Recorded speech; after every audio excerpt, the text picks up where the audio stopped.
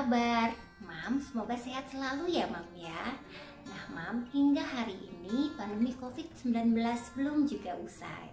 Ya, besar harapan kita untuk segera selesai, untuk segera ada vaksin ya Mam ya, sehingga kita bisa back to normal lagi. Nah Mam, salah satu imbas dari pandemi COVID-19 ini adalah perekonomian keluarga. Ya, beberapa orang menyatakan bahwa manajemen keuangan mereka menjadi ambyar karena adanya penurunan penghasilan dari keluarganya. Terlebih saat ini ada pengeluaran-pengeluaran ekstra yang mesti dikeluarkan karena semuanya dilakukan dari rumah, seperti school from home untuk anak-anak. Nah, tidak menutup kemungkinan adanya expand lagi yang mesti dikeluarkan, seperti untuk membeli kuota, kemudian tagihan listrik dan juga bertambah, dan juga ada pengeluaran karena kita harus support kesehatan kita lebih baik lagi, seperti pembelian suplemen, kemudian pembelian hand sanitizer, pembelian masker.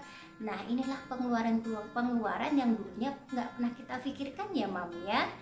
Oke Mam, hari ini saya akan memberikan sedikit tips ya Mam, supaya kita tetap happy menghadapi kondisi seperti sekarang ini. Mam, berikut beberapa tips yang bisa kita lakukan agar dampak finansial bisa kita minimalkan. Yang pertama yaitu jangan panik. Dengan tetap tenang menghadapi keadaan seperti sekarang ini akan membuat kita lebih mudah berpikir secara jernih untuk mencari jalan keluarnya. Tapi jika sebaliknya, jika kita panik, maka tindakan ini akan memicu kita untuk melakukan panic buying. Nah, panic buying ini malah akan membuat pengeluaran keluarga kita semakin membengkak. Misalnya nih ya, kita akan heboh membeli masker, kita akan heboh membeli suplemen, membeli hand sanitizer. Nah, ini akan mengacaukan, akan lebih mengacaukan keuangan keluarga kita. Jadi, tetap tenang ya Mam, stay calm. Tips yang kedua yaitu lakukan evaluasi penghasilan. Ya, memang tidak dipungkiri bagi beberapa keluarga dampak dari pandemi ini tidak dirasakan, mungkin karena mereka memiliki penghasilan yang tetap mengalir normal. Nah, tapi alangkah baiknya jika memang keluarga Mam tidak mengalami dampak terhadap pandemi ini, kita tetap harus waspada ya Mam, karena kita tidak tahu kapan pandemi ini akan usai. Nah, bagi keluarga yang memang mengalami dampak, maka alangkah baiknya saat ini duduk bersama dengan anggota keluarga yang lainnya, mengajak anak-anak serta untuk melakukan evaluasi penghasilan. Kita harus jujur kepada keluarga bahwa penghasilan keluarga memang mengalami perubahan yang drastis, penurunan tepatnya. Nah, kita sampaikan kepada anak-anak, mungkin kita bilang bahwa, "Nak, saat ini ayah atau bunda tidak bisa membelikan kamu mainan karena pos untuk membelikan kamu mainan kita gunakan untuk memenuhi hal-hal yang lebih urgent." Itu perlu disampaikan ya Mam, supaya anak juga mengerti bahwa hal ini memang harus kita hadapi bersama-sama. Tapi Mam, pada saat melakukan evaluasi penghasilan, di mana kita harus memilah kebutuhan dan mana keinginan, jangan lupakan untuk tetap sisihkan penghasilan untuk berderma atau untuk sedekah, karena sedekah tetap harus kita lakukan walaupun dalam keadaan yang sempit. Tips yang ketiga yaitu jangan menambah utang.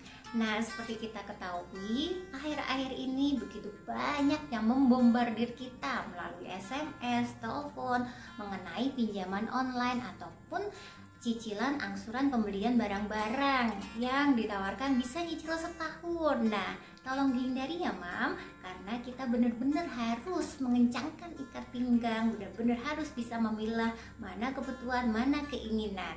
Jangan sampai dalam kondisi sempit seperti ini, utang kita apalagi untuk membeli barang-barang konsumtif malah bertambah. Nah, nanti akan semakin memperpelik kesehatan keuangan keluarga kita. Jangan utang ya Mam ya. Keempat yaitu emergency fund. Nah Mam, di saat aktivitas kita saat ini dibatasin, yaitu kita tidak bisa bebas untuk makan dengan teman-teman di restoran, kemudian tidak bisa kongko di kedai kopi yang mahal, tidak bisa nonton film. Nah, pos dana kita di saat ini yang tidak terpakai untuk entertainment bisa kita masukkan untuk menambah dana emergency fund. Jangan sampai kita sia-siakan. Nah, saat inilah waktu yang tepat untuk kita lebih aware lagi terhadap emergency fund. Karena kita nggak tahu ya Mam, kapan berakhirnya pandemi ini. Jadi kita harus menambah saldo emergency fund supaya jika kita memang masih butuh tambahan, karena kita nggak ngerti pandemi akan selesai kapan, kita tidak akan mengambil tabungan kita yang lain. Tabungan kita untuk yang macam-macam akan masih tetap aman. Tips yang kelima ya Mam, yaitu tingkatkan kemampuan diri. Mam, perekonomian seperti sekarang ini ya barangkali mengancam pekerjaan kita dan kita memang harus siap dengan segala risikonya. Nah Mam, bagaimana kalau kita di saat seperti ini, di saat masih aktivitas banyak di rumah, kita mencoba mengasah keterampilan baru? Bisa jadi loh Mam, seperti pandai memasak, bisa membuat kue. Saat inilah untuk kesempatannya Mam mencoba mengasah lagi keterampilan tersebut. Bisa jadi keterampilan baru ini akan menjadi usaha sampingannya Mam, atau nantinya akan menjadi karir yang besar dan tentunya akan memberikan nilai positif untuk keuangan keluarga. Mam, itu tadi 5 tips dari saya. Yang penting tetap happy ya Mam, dan jangan lupa untuk selalu menjaga protokol kesehatan. Sampai jumpa ya Mam.